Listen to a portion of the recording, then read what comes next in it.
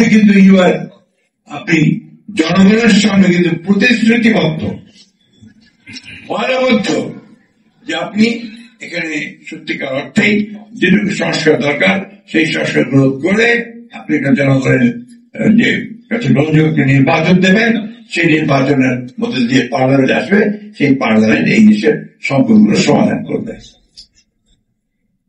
সুতরাং আজকে যদি এর থেকে কোনো ব্যর্থ ঘটেই, এর থেকে বাইরে যদি যান, তার দায় দায়িত্ব সম্পূর্ণ আপনাকেই বহন করতে হবে। এবং এসআর মাহমুদ সঙ্গে আমার কাজের মধ্য দিয়ে পরিচয়। আমরা যখন ফ্যাসিবাদ বিরোধী আন্দোলন করছি এবং চূড়ান্ত পর্বে প্রায় চলে এসেছি, সেই সময় এই যুবক তরুণ তিনি তার লেখা দিয়ে আমাকে আকৃষ্ট করেছিলেন এবং তার সাংগঠনিক ক্ষমতা দিয়ে আমাকে কিছুটা আকৃষ্ট করেছিলেন। সেই সময় থেকেই আমার তার সঙ্গে কিছুটা আন্তরিকতা গড়ে ওঠে। আজকে আমি খুব বেশি বাইরে আসি আপনাদের সামনে, কম কথা বলাও বিপদ। ও অনেক সমস্যা তৈরি করে, তাদের শরীরে খুব ভালো যায় না। কিন্তু এসআর মাহমুদকে আমি না করতে পারিনি, এই কারণে সে আমার খুব কাছের ছেলে। এই বইটি সে যে প্রকাশ করেছে, এদের যারা প্রকাশক তারাও আমার পরিচিত আদর্শ, এবং তারাও একটা অনেক কঠিন সময় অতিক্রম করেছে। এসআর মাহমুদের বইটির শিরোনাম, এটা আপনারা শুনেছেন, আমাদের অত্যন্ত ভালো বক্তা, বিচক্ষণ নেতা, তাদের কাছ থেকে বিচার, সংস্কার ও নির্বাচন, অর্থাৎ এখন যে বিষয়গুলো আপনার আমাদের জাতির সামনে সবচেয়ে মুখ্য হয়ে দেখা দিয়েছে। আমি খুব কম কথা বলবো, কারণ এখন আপনার খুব বেশি কথা বলা খুব বিপজ্জনক। আজকে আপনারা লক্ষ্য করেছেন যে আমাদের জুনায়েদ সাকি সাহেব, তিনি এবং আমাদের নূর সাহেব যে কথাগুলো বলেছেন, অত্যন্ত প্রাসঙ্গিক কথা বলেছেন। আমার মাঝে মাঝে প্রশ্ন হয়, আমি কিছুক্ষণ আগে প্রশ্ন করছিলাম যে আমরা জাতি হিসেবে ঠিক এক্স্যাক্টলি কোন জায়গায় কিভাবে যেতে চাই সেটা আমরা সঠিকভাবে উপলব্ধি করতে পারছি কিনা। এত বড় একটা আপনার উত্থান, এত ত্যাগের বিনিময়, এত প্রাণের বিনিময়, সেটাকে আমরা ঠিকভাবে আমাদের জাতির কল্যাণে আমরা কাজে লাগাতে পারছি। দুর্ভাগ্যের ভাবে আমরা দেখছি যে আমাদের অনেক যতই দিন যাচ্ছে ততই বেশি আমরা বিভক্ত হয়ে পড়ছি। বিভক্ত হয়ে পড়াটা, এটা কারা করছেন, কেন করছেন, এটা আমাদের উপলব্ধি করতে হবে। এবং একটা জিনিস লক্ষ্য করে দেখবেন যে আজকে খুব প্রবল ভাবে মিডিয়াতে, বিশেষ করে সোশ্যাল মিডিয়াতে কতগুলো পক্ষ নিয়ে একেবারে নেমে যাওয়া হয় এবং প্রতিপক্ষকে একেবারে আপনার পুরোপুরি ঘায়েল করে দেওয়ার চেষ্টা চালানো হয়। আমরা যে মুহূর্তে মনে করছি, এই মুহূর্তে থেকে, এই সময়টাকে, এই অন্তর্বর্তীকালের সময়টাকে, এটা হচ্ছে আমাদের ঐক্যের সময়।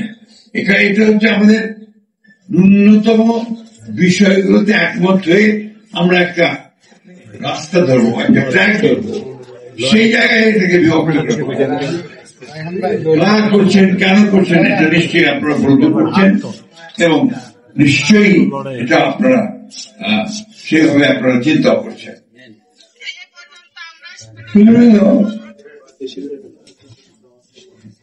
আমরা দীর্ঘকাল ধরে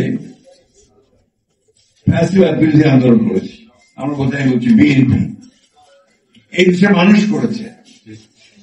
বিএনপি যেটা কিছুক্ষণ আগে সাকি সাহেব বললেন, আমরা 2016 সালেই রাষ্ট্র ব্যবস্থাকে পরিবর্তন করা দরকার, মেরামত করা দরকার। সে ব্যাপারে বেগম খালেদা জিয়া তিনি ভিশন 2030 দিয়েছিলেন। তারপরে আমরা 2027 সালে 22 সালে 27 দফা কর্মসূচি একটা নিয়েছিলাম। গোলাপ বাগ তাই না, তারপরে সেটা আবার আমরা আমাদের একসাথে আন্দোলন করছে, তাদের সঙ্গে আলোচনা করে আমরা 31 দফা কর্মসূচিটা দেই, সেটা আমাদের একসাথে সবাই মিলে দিয়েছিলাম এবং সেইভাবে কিন্তু আমরা আন্দোলনটা করেছি। সুতরাং সংস্কারটা বিএনপির কাছে কিন্তু সংস্কারের মধ্য দিয়েই তো আমি যেটা বলি যে আমাদের জন্ম সংস্কারের মধ্য দিয়ে বিএনপি খুব একটা অত্যন্ত বলবো যে কনসিয়াসলি একটা প্রচারণা চালানো হলো যে বিএনপি সংস্কার বিরোধী। এটা দারুণভাবে চালানো হয়েছে, টোটালি ফলস, একটা মিথ্যা প্রপাগান্ডা। বিএনপি যে আপনার সংস্কারের মধ্য দিয়ে যার জন্ম, সে কখনো সংস্কার বিরোধী হতে পারে না। সবচেয়ে বড় প্রমাণ সাকি সাহেব বলেছেন, যারা অনেক আগে নিয়ে কাজ শুরু করেছে। 1971 সালে যুদ্ধের পরে 5 বছর একটা ভয়াবহ আমরা একই রকমের একটা স্বৈরাচারী একটা সরকার হাতে আমরা করেছিলাম আওয়ামী লীগের। তারপরে 75 সালের পট পরিবর্তনের পরে আমরা কিন্তু সেই একদলীয় শাসন ব্যবস্থা থেকে বহুদলীয় গণতন্ত্রের বিএনপি ফিরে নিয়ে এসেছি এবং মিডিয়ার যে স্বাধীনতা সে বিএনপি প্রতিষ্ঠিত করেছে। এগুলো বাস্তবতা, এগুলো তো অস্বীকার করার কোন উপায় নেই। আমরা এই প্রেসিডেন্সিয়াল ফর্ম অফ গভর্নমেন্ট থেকে আপনার পার্লামেন্টারি ফর্ম অফ গভর্নমেন্ট নিয়ে এসেছি। আমরা কেয়ারটেকার গভর্নমেন্টের ব্যাপারে আপত্তি করলে পার্লামেন্টের সারা রাত জেগে আমরা কেয়ারটেকার গভর্নমেন্টের যে ব্যবস্থা বিধান সেটাকে আমরা পাশ করেছিলাম পার্লামেন্টে। সুতরাং বিএনপিকে সেইভাবে যদি করে আপনার করতে চায়, এটা হয়তো নিঃসন্দেহে রাজনৈতিক উদ্দেশ্য প্রণোদিত, সত্য কথা নয়। যাক, আমি সেদিকে যাচ্ছি না। আমি এই কথা বলতে চাই যে এখন গতকাল আমাদের সংস্কার কমিশন, ঐক্যমত্য কমিশন তাদের রেকমেন্ডেশন তারা দিয়ে দিয়েছেন প্রধান উপদেষ্টার প্রধান উপদেষ্টা সই আছে সেখানে, তিনিও এটার চেয়ারম্যান ছিলেন এই চেয়ারম্যান। এখন অবাক বিষয় আমরা যেটা লক্ষ্য করছি যে আমরা খুব একেবারে অত্যন্ত পরিষ্কার ভাবে আমরা কিন্তু যে বিষয়গুলোর সঙ্গে আমরা একমত ছিলাম না, আমরা সেখানে নোট অফ ডিসেন্ট দিয়েছিলাম। সেই নোট অফ ডিসেন্ট গুলো লিপিবদ্ধ করার একটা প্রতিশ্রুতি ছিল তাদের, কিন্তু অবাক বিষয় আমরা লক্ষ্য করলাম যে কালকে যখন তারা প্রকাশ করেন সেই বিষয়গুলো নেই।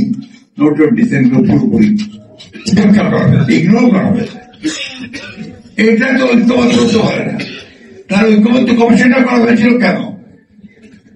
এই ঐক্যমত্য কমিশন, এটা আমি বলবো জনগণের সঙ্গে এটা একটা প্রতারণা, রাজনৈতিক দলগুলোর সঙ্গে এটা প্রতারণা, এবং এটা অবিলম্বে এই বিষয়গুলো যদি আপনার একটা ব্যাখ্যা বলে দেন সাকি সাহেব, আমি বলি যে এগুলো আপনার সংশোধন করা প্রয়োজন বলে আমি মনে করি।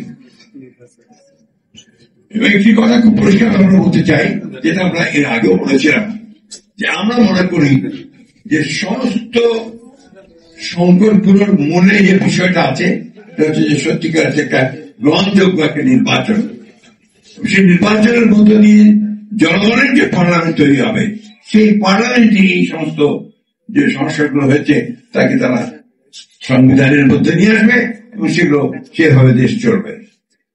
আমরা সেই কারণে কিন্তু এই 5ই আগস্টের আগে পরেই আমরা নির্বাচনের কথা বলেছিলাম। সেই জন্য আমরা দ্রুত নির্বাচন চাচ্ছি। আজকে প্রমাণিত হচ্ছে যে এই নির্বাচনটা যত দেরি হচ্ছে তত বেশি সেই শক্তিগুলো শক্তিশালী হচ্ছে, ফ্যাসিবাদী শক্তিশালী হচ্ছে, যারা বাংলাদেশকে অস্থিতিশীল দেখতে চায়, এখানে একটা এনার্জি তৈরি করতে চায়, এখানে একটা আপনার গণতন্ত্র যেন সত্যিকার অর্থে প্রতিষ্ঠিত হয় সেই ব্যবস্থাটা দেখতে চায়। আজকে সেই জন্য আজকে আমি বক্তব্য বেশি বাড়াতে চাই না। আমি অন্তর্বর্তীকালীন সরকারের প্রধান উপদেষ্টার দৃষ্টি আকর্ষণ করে বলতে চাই, আপনি কিন্তু আপনি জনগণের সামনে কিন্তু প্রতিশ্রুতিবদ্ধ, ওয়াদাবদ্ধ যে আপনি এখানে সত্যিকার অর্থেই যেটুকু সংস্কার দরকার সেই সংস্কার গ্রহণ করে আপনি একটা জনগণের যে কাছে গ্রহণযোগ্য নির্বাচন দেবেন, সেই নির্বাচনের মধ্যে দিয়ে পার্লামেন্ট আসবে, সেই পার্লামেন্ট এই দেশের সম্পর্কগুলো সমাধান করবে। সুতরাং আজকে যদি এর থেকে কোনো ব্যর্থ ঘটে, এর থেকে বাইরে যদি যান, তার দায় দায়িত্ব সম্পূর্ণ আপনাকেই বহন করতে হবে। এই কথাটা আমি খুব পরিষ্কার করে বলতে চাই। সেই জন্যই আমি আশা করব যে তারা তাদের এই উপলব্ধি আসবে এবং অতি দ্রুত এই সংস্কার কমিশনে সকল দলগুলোর মধ্যে যেগুলো আমাদের একমত হয়েছি এবং যেগুলোতে দ্বিমত পোষণ করেছি, সবকিছুকে নিয়ে একটা নির্বাচন আপনি অবিলম্বে দেবেন, যে নির্বাচনের মধ্য দিয়ে আমরা একটা জনগণের একটা পার্লামেন্ট তৈরি করতে পারবো, একটা জনগণের শাসন আমরা দেশে নিয়ে আসতে পারবো। এই কথা বলে আমি আজকে আবার আমাদের এহসান মাহমুদকে আবার ধন্যবাদ জানতে চাই যে সবসময় সে সত্যের পথ দেখার চেষ্টা করেছে।